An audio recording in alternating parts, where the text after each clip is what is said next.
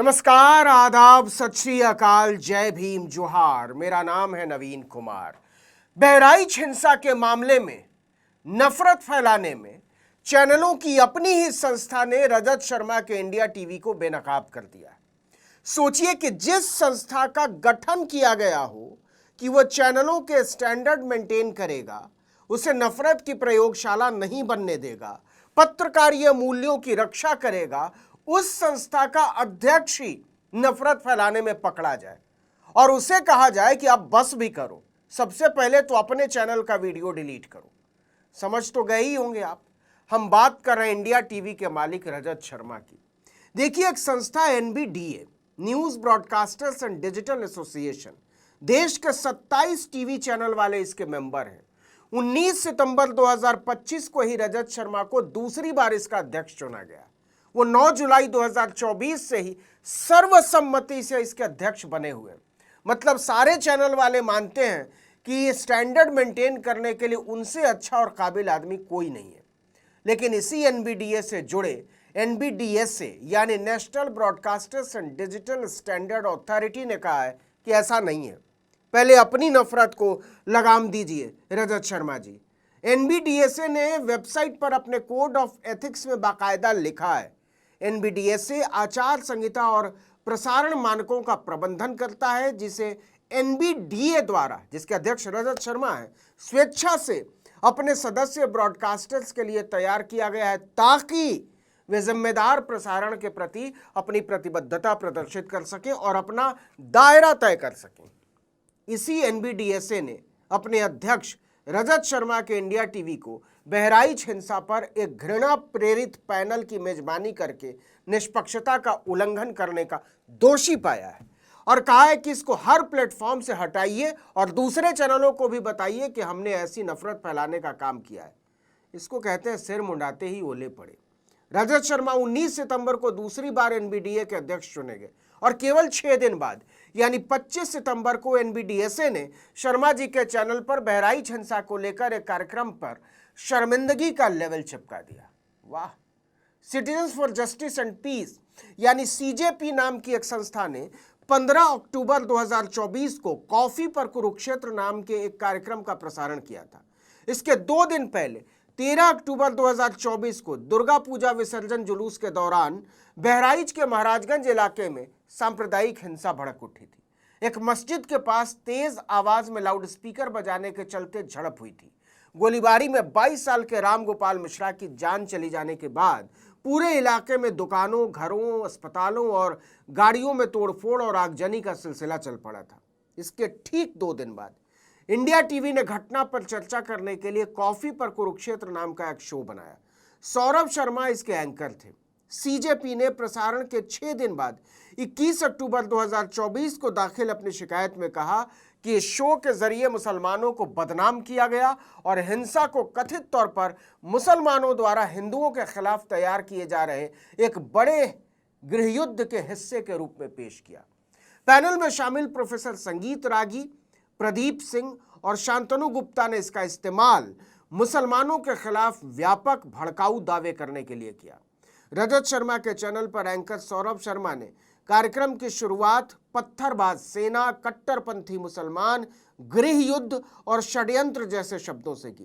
प्रसारण में मुसलमानों को हमेशा के लिए हमलावर और बाहरी बताया गया। यहां तक कि विभाजन का हवाला देकर यह तर्क दिया गया कि हिंदुओं को ऐतिहासिक रूप से मुसलमानों के कारण ही कष्ट सहना पड़ा है। लेकिन मुसलमानों से नफरत का यह अंत नहीं था। कार्यक्रम में अजान यानी सुबह की नमाज को तोड़ने वाला बताया गया और पैनलिस्टों ने सवाल किया कि हिंदुओं को इसे क्यों बर्दाश्त करना चाहिए। इतना ही नहीं, मुस्लिम त्योहारों को हिंदू जीवन शैली के लिए खतरे की तरह पेश किया गया और तो और गांधी और अंबेडकर के शब्दों को संदर्भ से काटकर गलत तरीके से उद्धृत करते हुए कहा गया कि उन्होंने भी मुसलमानों के खिलाफ चेतावनी दी थी। बहुत सारे मूर्ख हैं जो इस तरह की बात करते हैं। इंडिया टीवी कोई अकेला अलबेला नहीं है। यह पूरा कार्यक्रम किस तरह मुसलमानों से घृणा के अभियान का विस्तार था, इसे ऐसे समझिए कि कार्यक्रम में कोई भी मुस्लिम मेहमान या तटस्थ टिप्पणीकार शामिल नहीं था। चर्चा पूरी तरह से एक तरफा थी, जिसमें एंकर ने सांप्रदायिक लहजे का मौन समर्थन किया।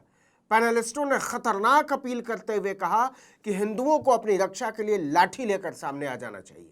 सीजेपी ने दलील दी कि बिना किसी सत्यापित पुलिस जांच या निष्पक्ष रिपोर्टिंग के ऐसे कार्यक्रम का प्रसारण करना गलत सूचना फैलाने, शत्रुता को बढ़ावा देने और पत्रकारिता की तटस्थता को त्याग देने के समान है। अब जरा सुनिए कि शर्मा जी के चैनल ने क्या दलील दी। इंडिया टीवी ने 5 नवंबर 2024 को अपने जवाब में नफरती सोच का बचाव करते हुए कहा कि यह शो लाइव था, बिना किसी स्क्रिप्ट के था और स्वतंत्र बहस पर आधारित था। स्वतंत्र, इंडिपेंडेंट, क्या बात है। बोलते हुए सोच समझकर बोलने की जिम्मेदारी मेहमानों की थी, प्रसारणकर्ता के नहीं, मतलब इंडिया टीवी के नहीं। हम संविधान के आर्टिकल 19(1)(a) के तहत इस तरह की बात करने के लिए स्वतंत्र है। वाह वाह। अब देखिए कि रजत शर्मा की अपनी अध्यक्षता वाली संस्था के एनबीडीएसए ने क्या कहा। उसने 29 मई 2025 को इस मामले की सुनवाई की और अपने फैसले में कहा कि बहराइच हिंसा को लेकर प्रसारित इंडिया टीवी का पूरा शो एक तरफा, सांप्रदायिक और समाज को तोड़ने वाला है। उसने जानबूझकर पहले से ही एक विभाजनकारी विषय को चुना था और केवल उसी नैरेटिव का समर्थन करने वाले वक्ताओं यानी पैनलिस्टों को ही आमंत्रित किया था। किसी भी असहमति या संतुलित आवाज को शामिल किया ही नहीं गया। पूरी बहस की बुनियाद ही पक्षपातपूर्ण थी। एनबीडीएसए ने अपने फैसले में साफ कहा कि एंकर सांप्रदायिक उकसावे को नियंत्रित करने और रोकने के लिए बाध्य है। वो अपनी जिम्मेदारी से भाग नहीं सकता। किसी भी तरीके से ये चर्चा संतुलित नहीं थी और पूरी तरह एक तरफा थी। ये चैनलों की अपनी आचार संहिता के तहत भी तटस्थता के सिद्धांत का घोर उल्लंघन है। इसके साथ ही एनबीडीएसए ने आदेश दिया कि इंडिया टीवी को अपनी वेबसाइट, यूट्यूब चैनल और सभी ऑनलाइन लिंक से विवादित प्रसारण को हटाना पड़ेगा। यही नहीं, इस ऑर्डर को एनबीडीए सदस्यों, संपादकों और कानूनी प्रमुखों को भेजा जाए, एनबीडीएसए की वेबसाइट पर डाला जाए और वार्षिक रिपोर्ट में, मतलब एनबीडीएसए की सालाना रिपोर्ट में शामिल करने के अलावा मीडिया घरानों को इसे जारी किया जाए। इस आदेश के अनुपालन की सूचना 7 दिनों के भीतर एनबीडीएसए को लिखित रूप में दी जानी चाहिए। हम यहाँ फिर से जोर देकर कहना चाहते हैं कि इंडिया टीवी के मालिक ही उस संस्थान के चीफ हैं जिसने ये आदेश पारित किया है। जो आदमी खुद ही नफरत और हिंसा का विचार फैलाने के धंधे में शामिल हो, वो दूसरों को इससे कैसे रोक सकता है।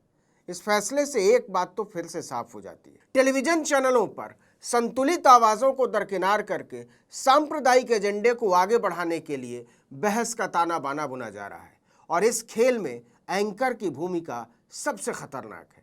यह फैसला इस मायने में भी महत्वपूर्ण है कि एनबीडीएसए ने साफ कहा है, एंकर मेहमानों की राय के पीछे छिप नहीं सकते। अगर वो इसे रोकते नहीं हैं तो फिर वो भी इस नफरत में सहभागी माने जाएंगे। सीजेपी की कई याचिकाओं ने चैनलों की नफरती सोच को उन्हीं के नियम कायदों से बेनकाब किया है। अगर आपको भी लगता है कि कोई चैनल नफरत, हिंसा और विभाजन का एजेंडा चला रहा है तो शिकायत करने से चूके नहीं, क्योंकि आपकी चुप्पी हिंसा और नफरत की पहली जीत बन जाती है। इस वीडियो में इतना ही, लेकिन अगर आपने आर्टिकल 19 इंडिया को अब तक सब्सक्राइब नहीं किया तो फौरन कर लीजिए, बेल आइकॉन दबाइए, घंटी जैसी आकृति, लाइक कीजिए और कमेंट करके बताइए हमारा वीडियो आपको कैसा लगा।